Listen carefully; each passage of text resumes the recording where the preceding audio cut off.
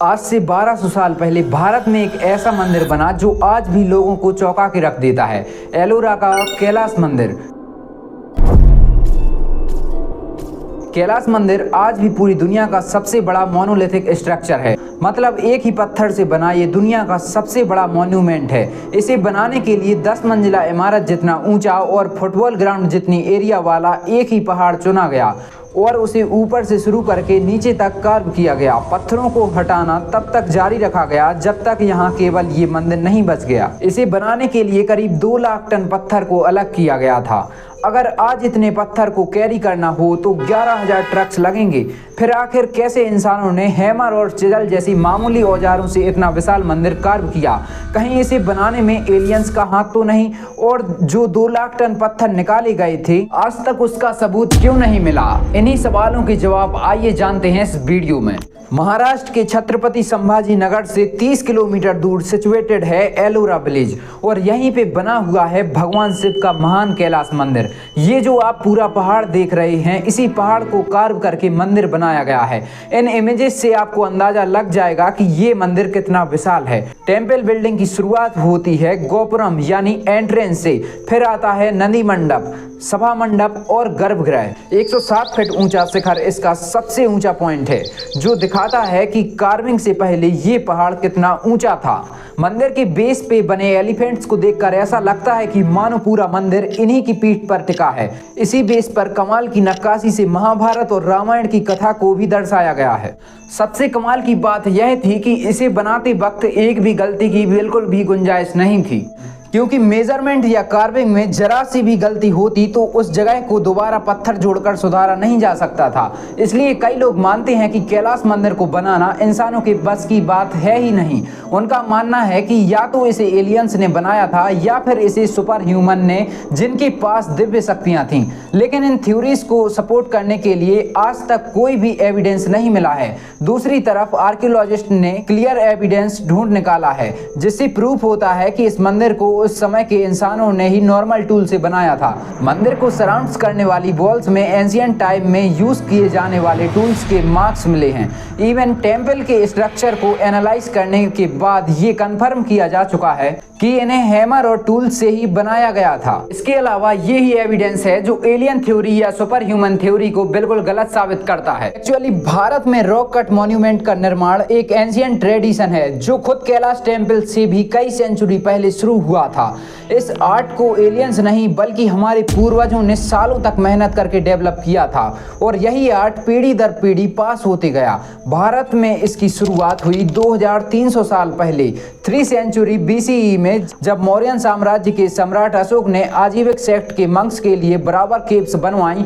यह गुफाएं ग्रेनाइट की चट्टानों को कार्व करके बनाई गई थीं। इनकी वॉल्स को शीशे की तरह स्मूथ और शाइनी बनाया गया था, जिस कारण गुफा के छोटे से गेट से थोड़ी सी लाइट अंदर आने से पूरी गुफा में उजाला हो जाता था। इसके अलावा यह दीवारें मंत्रों की चांटिंग करते समय एक सराउंड साउंड एक्सपीरियंस देती थीं। इसके बाद 2nd सेंचुरी BC में 1st सेंचुरी CE तक अजंता केव्स का निर्माण हुआ जो बुद्धिस्ट मंक्स के लिए प्रेयर हॉल्स का काम करती थीं। इसके बाद गुप्ता पीरियड के दौरान 5th सेंचुरी CE में 6th सेंचुरी CE तक मुंबई में एलिफेंटा केव्स का निर्माण हुआ। यह रॉक कट गुफाएं भगवान शिव को डिवोटेड थीं।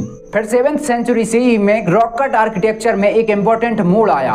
पहली बार इंडिया में चट्टानों के अंदर केवल गुफाएं नहीं बल्कि पूरे के पूरे मंदिर एक ही पत्थर से बनाए गए। पल्लवन डायनेस्टी के रूलर्स ने महाबलीपुरम में ऐसे 5 मंदिर बनवाए जिन्हें पंचरथ कहा जाता है। फाइनली 8th सेंचुरी CE में इंडियन रॉक का आर्किटेक्चर अपनी पीक पर पहुंच गया जब एलोरा में एक पूरे पहाड़ को कार्व करके कैलाश मंदिर का निर्माण हुआ। दुनिया का सबसे बड़ा मोनोलिथिक स्ट्रक्चर होने के साथ साथ ये सबसे कॉम्प्लेक्स भी है। इनफैक्ट अगर आप कैलाश टेम्पल से थोड़ा जूम आउट करेंगे तो आपके आसपास एक ही रॉक से बनी कई और गुफाएं मिलेंगी। इस एरिया में ऐसी टोटल 34 केव्स हैं जिन्हें कलेक्टिवली एलोरा केव्स के नाम से जाना जाता है। इन्हीं 34 केव्स में केव नंबर 16 में बना है कैलाश टेम्पल। लेकिन अभी भी सवाल वही है कि आखिर कैसे मामूली औजारों से इंसानों ने 2 लाख टन पत्थर निकाला और एक इतना बड़ा मंदिर बनाया, और आखिर इसे किसने बनवाया? वेल, आर्कियोलॉजिस्ट को बड़ौदा में एक्सकवेशन के दौरान कुछ कॉपर प्लेट्स इंस्क्रिप्शन मिली। इन प्लेट्स को करकाटू नाम के राजा ने ग्रांट करवाया था। था। और इसी में क्लियरली मेंशन्ड है कि एलोरा के कैलाश मंदिर को राष्ट्रकूटा डायनेस्टी के सेकंड राजा कृष्णा राजा ने बनवाया था। राष्ट्रकूटा एम्पायर एंशिएंट इंडिया के सबसे महान साम्राज्य में से एक था। इस डायनेस्टी के 13 राजाओं ने ईयर 753 से ईयर 982 तक रूल किया था और अपनी पीक में इनका एम्पायर कुछ इस तरह दिखता था। इनके दूसरे नंबर के राजा थे कृष्णा राजा। बड़ौदा की कॉपर प्लेट के अकॉर्डिंग कैलाश टेम्पल को इन्हीं ने बनवाया था। लेकिन एक प्रॉब्लम है, कृष्णा राजा का रूल ईयर 756 से लेकर 774 तक ही था। मतलब केवल 18 साल तक का रूल और इतने कम समय में इतना बड़ा मंदिर बनवा देना कल्पना के परे है। इनफैक्ट हरमन गोएक्स नाम के जर्मन आर्कियोलॉजिस्ट, जिसने अपनी थ्योरी में दावा किया था कि कैलाश मंदिर को बनवाने में पूरे 500 साल लगे हैं, उनका भी मानना था कि इतने विशाल मंदिर को कृष्णा राजा के 18 साल के रूल में बनवाना पॉसिबल ही नहीं था। ऑल्सो गोएट्स ने जब मंदिर के आर्किटेक्चर और स्कल्पचर को डीपली स्टडी किया तो उन्होंने वहां टोटल 10 अलग अलग आर्टिस्ट स्टाइल देखने को मिली। फॉर एग्जाम्पल, मंदिर के एंट्रेंस में एक गजा लक्ष्मी का पैनल है और इस पैनल के आर्टिस्ट स्टाइल मंदिर के पिंथ में बने एलिफेंट और लायन से बिल्कुल अलग है। लेकिन इससे साबित क्या होता है? वेल, यहाँ जो आर्ट स्टाइल हैं इन्हें चेंज होने में कई डिकेड्स लगते हैं। इसलिए गोएस के अकॉर्डिंग ये 10 आर्ट स्टाइल्स 8th सेंचुरी से लेकर 13th सेंचुरी तक डेवलप हुए हैं और 8 अलग अलग राजाओं के आर्किटेक्चर स्टाइल को रिप्रेजेंट करते हैं। सिंपल भाषा में बोलो तो गोएस के अकॉर्डिंग इस मंदिर को 500 साल की ड्यूरेशन में बनाया गया था, जिसमें 8 अलग अलग राजाओं का कंट्रीब्यूशन था। इनफैक्ट गोएस के अकॉर्डिंग कैलाश टेम्पल का कंट्रीब्यूशन कृष्णा राजा नहीं बल्कि 8th सेंचुरी में राष्ट्रकूटा एम्पायर के पहले राजा दंती दुर्गा ने शुरू करवाया था, जिसके बाद 7 और राजाओं ने कंस्ट्रक्शन को कंटिन्यू रखा और फाइनली 13th सेंचुरी में मंदिर पूरा बनके तैयार हुआ और इसी तरह इस पूरे कंस्ट्रक्शन में 500 साल लग गए। गोएस ने ये थ्योरी 1952 में दी थी और अगले कई दशकों तक इसे किसी ने भी काउंट नहीं किया। लेकिन फिर 1982 में इंडियन आर्कियोलॉजिस्ट M.K. धवालीकर ने अपना paper Kailasa the stylistic development and chronology publish किया और गोएस की थ्योरी को पूरी तरह गलत साबित कर दिया। उन्होंने प्रूफ कर दिया कि कैलाश मंदिर को केवल 10 से 12 साल में ही बनाया जा सकता था। उनके अकॉर्डिंग ईयर 756 में राष्ट्रकूटन एम्पायर की गद्दी दंती दुर्गा से कृष्णा राजा को ट्रांसफर हुई।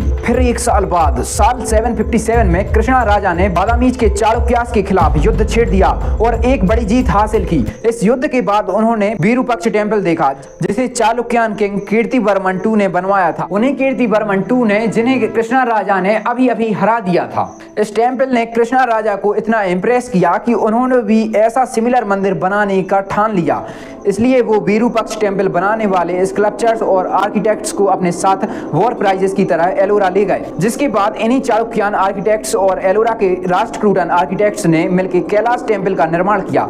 यही कारण है कि एलोरा का कैलाश टेम्पल पट्टडकल के विरूपाक्ष टेम्पल का ऑलमोस्ट एक रेप्लिक है। लेकिन मेन डिफरेंस यह है कि कैलाश टेम्पल एक रॉक कट टेम्पल है और साइज में ऑलमोस्ट डबल है। लेकिन यहाँ एक और इंटरेस्टिंग लेयर है। कृष्णा राजा जिन चालुक्यान आर्टिस्ट को अपने साथ एलोरा ले आए थे वो सभी चालुक्यान नहीं थे।